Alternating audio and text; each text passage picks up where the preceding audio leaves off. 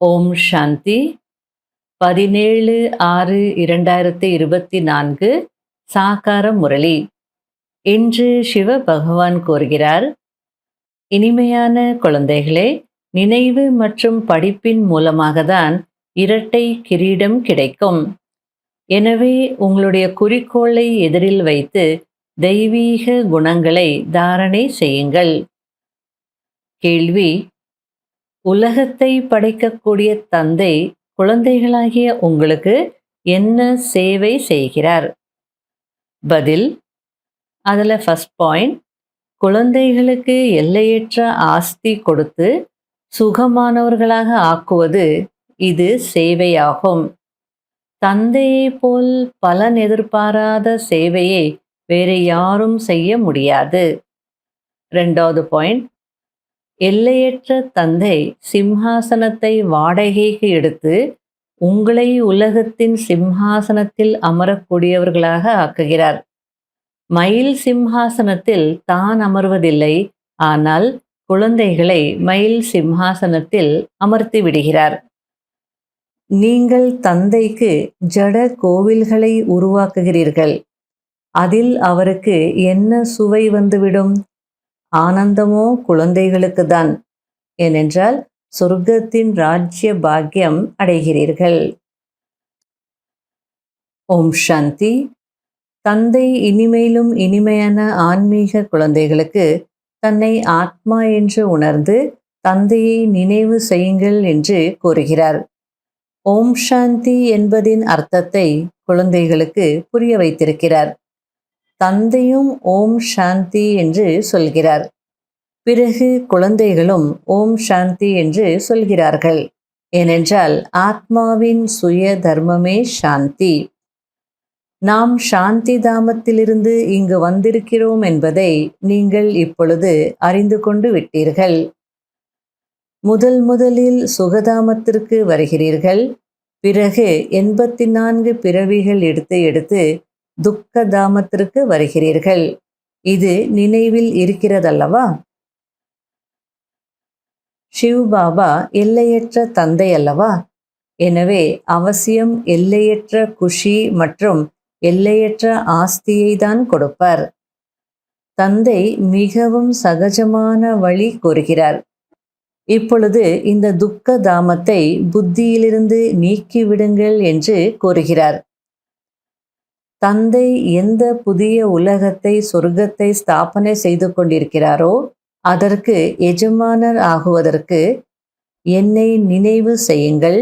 அப்பொழுது உங்களுடைய பாவங்கள் அழிந்துவிடும், நீங்கள் மீண்டும் சத்பிரதானமாக ஆகிவிடுவீர்கள் என்று கூறுகிறார். இதற்கு சகஜ நினைவு என்று சொல்லப்படுகிறது. நீங்கள் தெய்வீக குணங்களை தாரணை செய்து தேவதை ஆகிறீர்கள். இதற்கு முன்பு அசுர குணங்கள் இருந்தது. அசுரனிலிருந்து தேவதையாக்குவது இது தந்தையினுடைய வேலையாகும். குறிக்கோள் உங்கள் எதிரில் இருக்கிறது. இனிமேலும் இனிமையான குழந்தைகள் பாகத்தை ஏற்று நடித்தே ஆக வேண்டும் என்று தந்தை கோருகிறார். உங்களுக்கு இந்த அனாதி அழியாத பாகம் கிடைத்திருக்கிறது. நீங்கள் எத்தனை முறை சுக துக்கத்தின் விளையாட்டில் வந்திருக்கிறீர்கள்? எத்தனை முறை நீங்கள் உலகத்தின் எஜமானர் ஆகியிருக்கிறீர்கள்? தந்தை எவ்வளவு உயர்ந்தவராக உங்களை ஆக்குகிறார். எப்பொழுது இந்த பழைய உலகம் முடிவதற்கான நேரம் வருகிறதோ அப்பொழுது நான் வருகிறேன். பிரம்மா மூலமாக ஸ்தாபனை நடக்கிறது. பிரம்மா மூலமாக என்றால் பிராமணர்கள் மூலமாக நடக்கிறது. முதலில் உச்சி குடுமி பிராமணர்கள், பிறகு தேவதைகள், பிறகு க்ஷத்ரியர்கள், வைஷ்யர்கள், பிறகு சூத்ரர்கள் ஆகிறீர்கள். ஆக குட்டிக்கரணம் போடுகிறீர்கள். இப்பொழுது தேக அபிமானத்தை விட்டுவிட்டு ஆத்மா அபிமானி ஆக வேண்டும். தந்தை குழந்தைகளுக்கு எவ்வளவு சுகம் கொடுக்கிறார். அவருடைய மகிமையே துக்கத்தை நீக்கி சுகம் கொடுப்பவர் என்று பாடப்பட்டிருக்கிறது. இச்சமயம் தந்தை அமர்ந்து உங்களுக்கு கர்மம், அகர்மம் மற்றும் விகர்மத்தின் விளைவுகளை புரிய வைக்கிறார். அதாவது கர்மா, அகர்மா, விகர்மா இதனுடைய விளைவுகள் இதை புரிஞ்சுக்கும் போதுதான் உயர்ந்த கர்மா செய்வோம். அதன் மூலமா உயர்ந்த நிலை அடைவோம். அதாவது அந்த சத்தியுக நிலையில எவ்வளோ சுகம் இருக்கும். அகில தந்தை அமர்ந்து இதெல்லாம் புரிய வச்சிட்டு இருக்கிறேன் அப்படின்றார். இப்பொழுது நீங்கள் சங்கமத்தில் அமர்ந்திருக்கிறீர்கள். உங்களுடைய யுத்தம் மாயையுடன். அது உங்களை விடுவதே இல்லை. பாபா மாயையின் அடி விழுந்து விட்டது என்று குழந்தைகள் சொல்கிறார்கள். அதற்கு பாபா, குழந்தைகளே, சேமித்த சம்பாத்தியத்தை காலியாக்கி விட்டீர்களே என்று கூறுகிறார். உங்களுக்கு பகவான் படிப்பிக்கிறார். எனவே நல்ல முறையில் படிக்க வேண்டும். இது போன்ற படிப்போ மீண்டும் 5000 வருடங்களுக்கு பிறகுதான் கிடைக்கும். மாதேஸ்வரி அவர்களின் இனிமையான மகாத்கள். தலைப்பு: வாழ்க்கையின் ஆசைகள் பூர்த்தியாகுவதற்கான பொன்னான சமயம். நீண்ட காலமாக ஆத்மாக்களாகிய நம் அனைவருக்கும் வாழ்க்கையில் சதா சுகம் சாந்தி கிடைக்க வேண்டும் என்ற ஆசை இருந்தது. நீண்ட காலத்தின் ஆசை எப்பொழுதாவது பூர்த்தியாகும் அல்லவா? இப்பொழுது இது நம்முடைய கடைசி பிறவி. இந்த கடைசி பிறவியிலும் கூட இது கடைசி நேரம். எனவே நானோ இப்பொழுது சிறியவன் என்று ஒருபோதும் யாரும் நினைக்க வேண்டாம். சிறியவர் பெரியவர் ஆகிய அனைவருக்கும் சுகம் தேவை அல்லவா? சுகம் அடைய வேண்டும் என்றால் துக்கம் எந்த விஷயங்கள் மூலம் கிடைக்கிறது என்ற ஞானம் முதலில் இருக்க வேண்டும். இப்பொழுது உங்களுக்கு இந்த 5 விகாரங்களில் மாட்டிக்கொண்ட காரணத்தினால் என்ன கர்ம பந்தனம் உருவாகி இருக்கிறதோ அதை பரமாத்மாவின் நினைவு என்ற அக்னி மூலம் எரிக்க வேண்டும் என்ற ஞானம் கிடைத்திருக்கிறது. இது கர்ம பந்தனத்திலிருந்து விடுபடுவதற்கான சுலபமான வழியாகும்.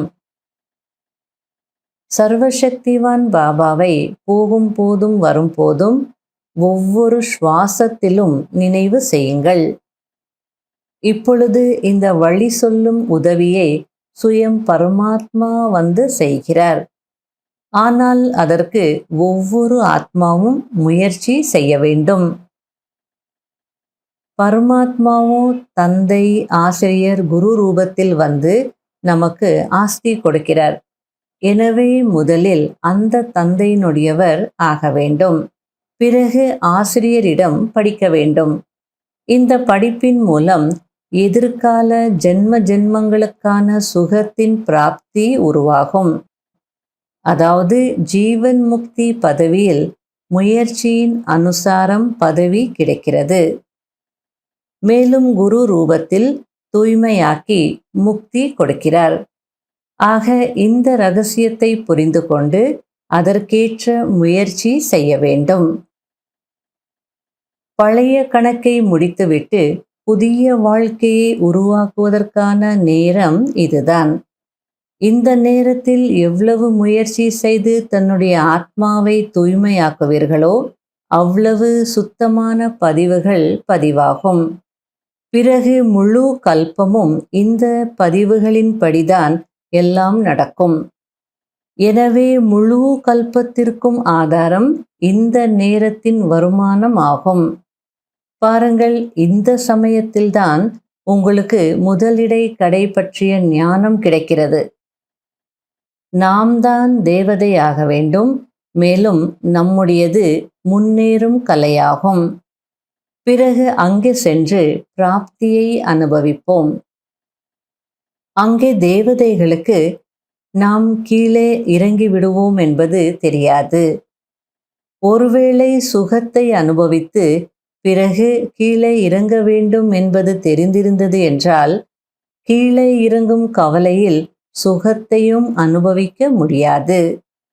எனவே இந்த ஈஸ்வரிய சட்டம் உருவாக்கப்பட்டிருக்கிறது. மனிதர்கள் எப்பொழுதும் முன்னேறுவதற்கான முயற்சி செய்கிறார்கள். அதாவது சுகத்திற்கான வருமானம் செய்கிறார்கள். ஆனால் நாடகத்தில் பாதி பாதியாக பாகம் உருவாக்கப்பட்டிருக்கிறது. இந்த ரகசியத்தை நாம் அறிந்திருக்கிறோம். எந்த சமயம் சுகத்தின் முறை வருமோ அப்போது அதற்கான முயற்சி செய்து சுகத்தை அடைய வேண்டும். இது முயற்சியின் சிறப்பாகும்.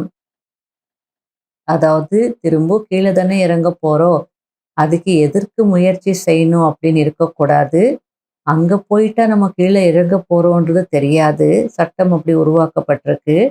முன்னேறதுக்கு எப்பவுமே முயற்சி செய்யணும் அப்படின்னு சொல்லிட்டு இருக்காங்க. இறங்கும் போது இறங்குவோம். ஆனா இப்ப ஏறுறதுக்கான முறை அப்படின்னா அதற்கு வேண்டிய முயற்சி செய்யணும். அதுதான் முயற்சி சிறப்பு அப்படின்னு சொல்லிட்டு இருக்காங்க.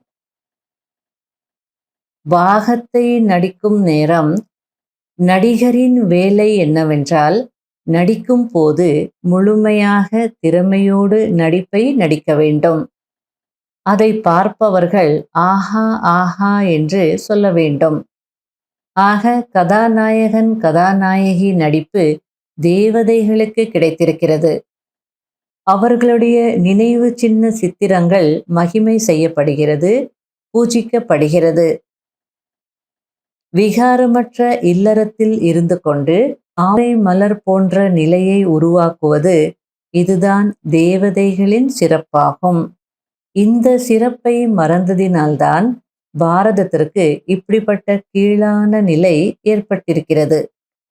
இப்பொழுது மீண்டும் அப்படிப்பட்ட வாழ்க்கையை உருவாக்கக்கூடிய பரமாத்மா சுயம் அவரே வந்திருக்கிறார். இப்பொழுது அவருடைய கையை பிடித்து கொள்வதின் மூலம் வாழ்க்கை படகு கரை சேர்ந்து விடும். நல்லது. இனிமையிலும் இனிமையான காணாமல் போய் கண்டெடுக்கப்பட்ட செல்ல குழந்தைகளுக்கு மாத் பிதா பாப் தாதாவின் அன்பு நினைவுகள் மற்றும் காலை வணக்கம். ஆன்மீக குழந்தைகளுக்கு ஆன்மீக தந்தையின் நமஸ்காரம். கடைபிடிக்க வேண்டிய முக்கியமான சாராம்சம். முதல் பாயிண்ட், இந்த துக்கதாமத்திலிருந்து புத்தி யோகத்தை நீக்கி புது உலகத்தை ஸ்தாபனை செய்யக்கூடிய தந்தையை நினைவு செய்ய வேண்டும். சதோ பிரதானமாக ஆக வேண்டும். இரண்டாவது பாயிண்ட், தந்தைக்கு சமமாக அன்பு கடல், சாந்தி மற்றும் சுகக்கடல் ஆக வேண்டும். கர்மம் அகர்மம் மற்றும் விகர்மத்தின் விளைவுகளை அறிந்து சதா உயர்ந்த கர்மம் செய்ய வேண்டும். வரதானம், சதா ஊக்கம் உற்சாகத்தில் இருந்து மனதினால் குஷியின் பாடலை பாடக்கூடிய அழியாத அதிருஷ்டசாலி ஆகுங்கள். அதிருஷ்டசாலி குழந்தைகளான நீங்கள் அழியாத விதிமுறையால் அழியாத பிராப்திகளை அடைகிறீர்கள். உங்களுடைய மனதில் இருந்து ஆஹா ஆஹா என்ற பாடல் ஒலித்து கொண்டே இருக்கிறது. ஆஹா பாபா, ஆஹா அதிருஷ்டம், ஆஹா இனிமையான குடும்பம், ஆஹா இந்த சங்கமத்தின் பொன்னான நேரம் என்று ஒலித்து கொண்டே இருக்கிறது. ஒவ்வொரு செயலிலும் ஆஹா ஆஹாதான். எனவே நீங்கள் அழியாத அதிருஷ்டசாலிகள். உங்களுடைய மனதில் ஒருபோதும் ஏன் என்பதோ நான் என்பதோ வர முடியாது. ஏன் என்பதற்கு பதிலாக ஆஹா ஆஹா, மேலும் நான் என்பதற்கு பதிலாக பாபா பாபா என்ற வார்த்தைகள்தான் வருகிறது. ஸ்லோகன், என்ன எண்ணம் எண்ணுகிறீர்களோ அதற்கு அழியாத அரசாங்க முத்திரையை குத்திவிடுங்கள். அப்போது அதில் நிலையாக நிற்பீர்கள். இன்றைய அவ்வியக்த சமிக்கை, எப்படி சாக்காரத்தில் எங்கே வேண்டுமானாலும் சென்று வருவது சகஜமாக பிராக்டிஸ் ஆகிவிட்டிருக்கிறது. அதாவது சேவை அப்படின்னா நீங்கள் எல்லா இடங்களுக்கும் போயிடுறீங்க. அப்படி பல இடங்களுக்கு போய் வருவது உங்களுக்கு சகஜமாயிட்டிருக்கு. அதே போல் ஆத்மாவிற்கு தன்னுடைய கர்மாதீத நிலையில் இருப்பதற்கான பயிற்சியும் இருக்க வேண்டும். அதாவது இப்போது கர்மயோகியாகி கர்மம் செய்ய வேண்டும். கர்மம் செய்து முடிந்த பிறகு கர்மாதீத்த நிலைக்கு சென்றுவிட வேண்டும். கர்மம் செய்வதற்காக கர்மயோகி ஆக வேண்டும். பிறகு கர்மாதீத்தர் ஆக வேண்டும். கர்மம் செய்யணும்னா கர்மயோகி நிலையில இருந்து செய்யணும். அந்த கர்மம் செய்து முடிச்சிட்டீங்க, அந்த வேலை செய்து முடிச்சிட்டீங்கன்னா கர்மாதீத்த நிலைக்கு போயிடணும். இதற்காக சுயம் தன்னை ட்ரஸ்டி என புரிந்து டபுள் லைட்டாக இருங்கள். எப்படி கர்மம் செய்வது இயல்பானதாக ஆகியிருக்கிறது, அதேபோல் கர்மாதீத்தர் ஆகுவதும் கூட இயல்பானதாக ஆகிவிட வேண்டும். ஓம் சாந்தி.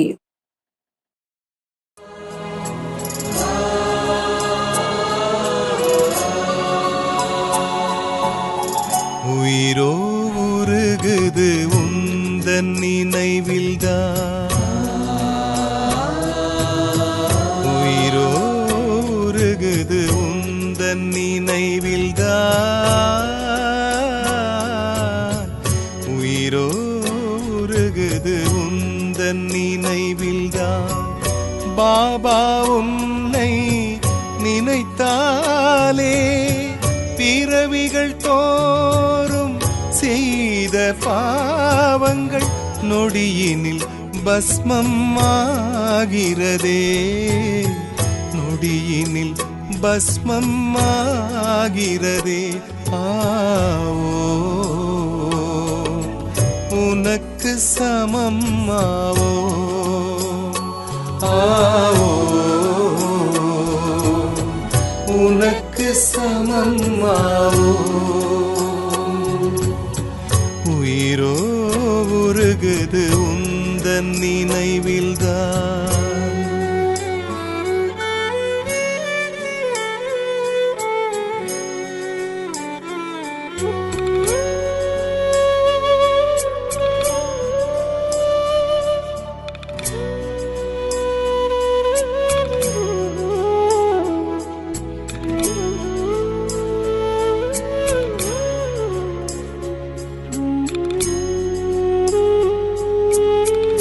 லட்சியமின்றியே வாழ்ந்து வந்தேன் நான், உயர்ந்த லட்சியம் தந்தது நீயே.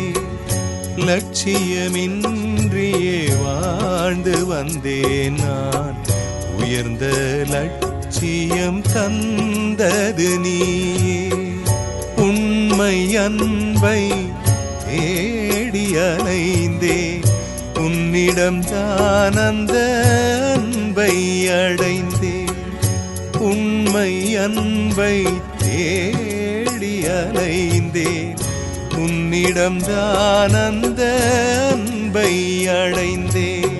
விடியலை நோக்கி என்னை நீ அழைத்தாய்,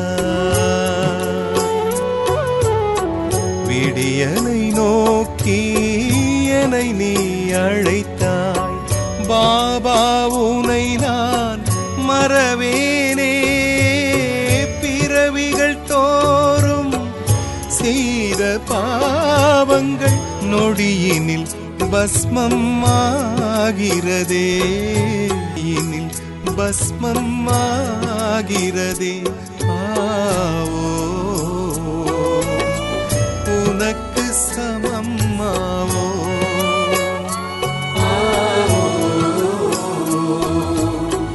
உனக்கு சமம் ஆவோ.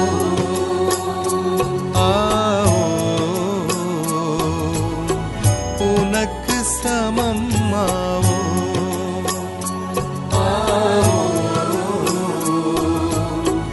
உனக்கு சமம் ஆவோ,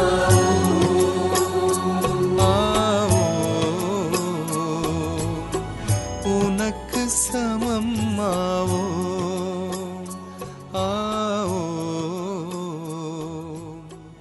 உனக்கு சமம் ஆவோ.